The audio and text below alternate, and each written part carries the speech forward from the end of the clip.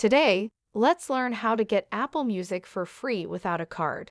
So first of all, of course, you need to have an iOS device so that you may start using. Well, basically, you may start using Apple Music so that, of course, you may listen to music on Apple and basically use their features on Apple Music.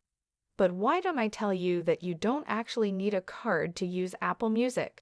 So as long as you have an Apple ID and as long as you have an Apple device, obviously you can actually use Apple Music for free without a card. So let's hop on to Apple Music right now.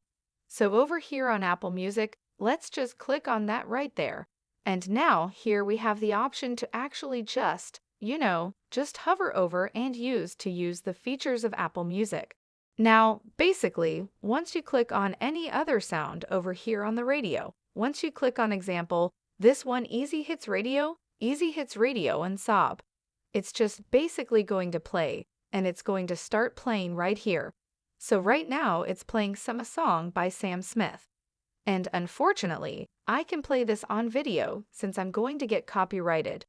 But basically, you can listen on Apple Music for free without using a card, just using your Apple device.